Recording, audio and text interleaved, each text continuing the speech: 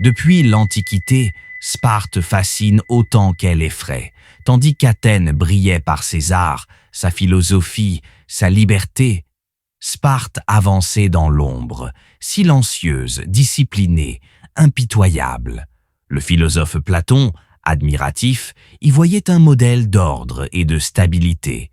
Aristote, plus critique, dénonçait une cité figée, incapable d'évoluer. Des siècles plus tard, les hommes politiques de la Révolution française, comme Robespierre, évoqueront Sparte comme un exemple de vertu républicaine.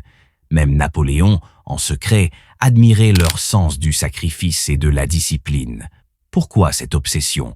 Parce que Sparte représentait une idée radicale, presque inhumaine, celle d'une cité qui sacrifie tout, le confort, le luxe, la liberté individuelle, au nom d'un idéal supérieur, la force, l'honneur et la survie collective.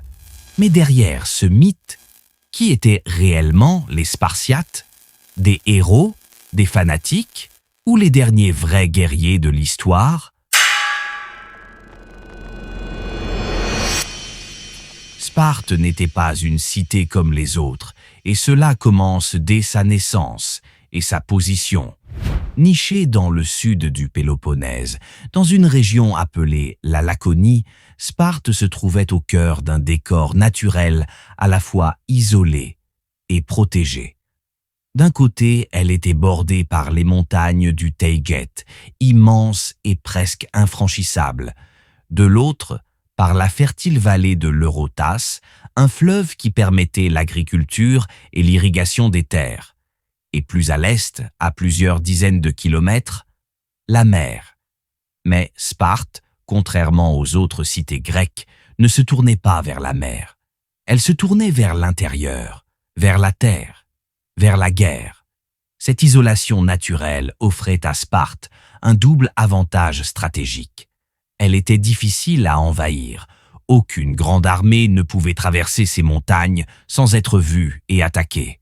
Elle pouvait se concentrer sur ce qu'elle savait faire de mieux, former des guerriers et contrôler ces vastes territoires.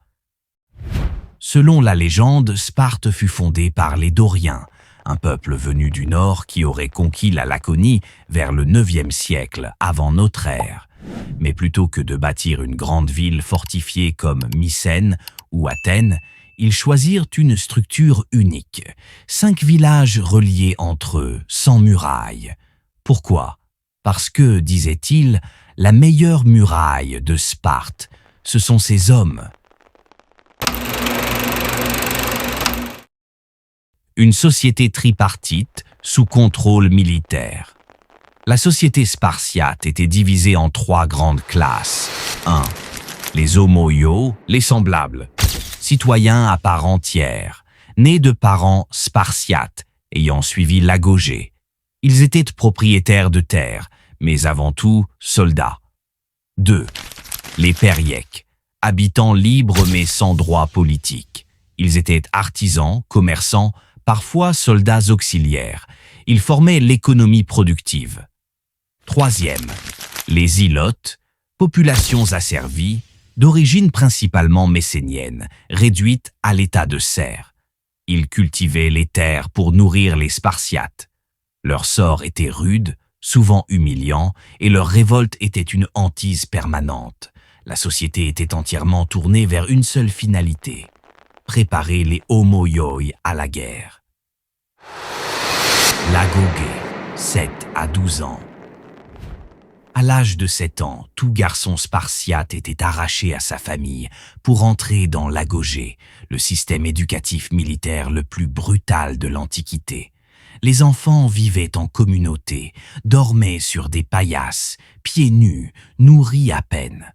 Le but, endurcir le corps, briser la volonté individuelle et former l'esprit au collectif. Ils étaient encouragés à voler de la nourriture, non par vice, mais pour apprendre la ruse. Mais s'ils étaient pris, ils étaient battus, car la seule faute, c'était d'être pris. L'enseignement était presque exclusivement physique, la lecture et l'écriture, minimales. Ce qui comptait, c'était l'obéissance, la résistance à la douleur et la loyauté au groupe. L'agogé, 12 à 20 ans. Dès 12 ans, l'entraînement devient quasi militaire. Les adolescents s'affrontent en combats violents, parfois sanglants. Ils vivent dans des conditions extrêmes. Certains vont jusqu'à dormir à même le sol, sans couverture, exposés au froid. On leur enseigne le maniement des armes, la formation en phalange, mais aussi le silence et le contrôle de soi. Le jeune Spartiate parfait ne parle pas inutilement. Il est sobre, froid, maîtrisé. C'est de cette époque que vient l'expression laconique, du nom de la région de Sparte, la Laconie. Ceux qui ne réussissaient pas à franchir les étapes de l'agogé étaient exclus de la citoyenneté. La cryptie. La phase finale de l'agogé, pour les plus prometteurs, était la cryptie. Ce rite initiatique, longtemps entouré de mystères, était une forme de guerre psychologique contre les Ilotes.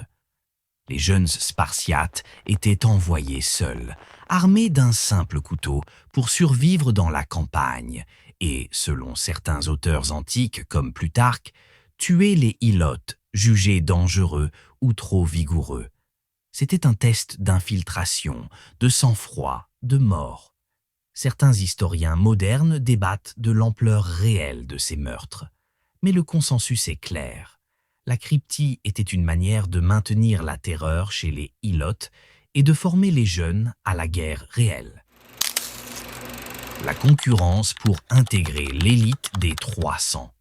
Après 20 ans, les plus brillants pouvaient espérer intégrer la garde royale, un corps d'élite composé de 300 hoplites dévoués au roi.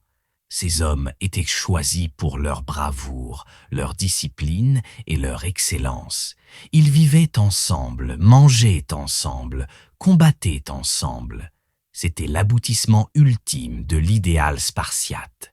La compétition pour en faire partie était rude. Chaque geste, chaque mot, chaque combat comptait. Ceux qui y entraient devenaient l'incarnation vivante de l'idéal laconien. La place des femmes. Contrairement à la plupart des cités grecques, les femmes spartiates jouissaient d'une autonomie remarquable. Elles étaient éduquées physiquement, couraient, lançaient le disque, participaient à des compétitions sportives. Le but était clair, former des mères fortes pour enfanter des soldats robustes.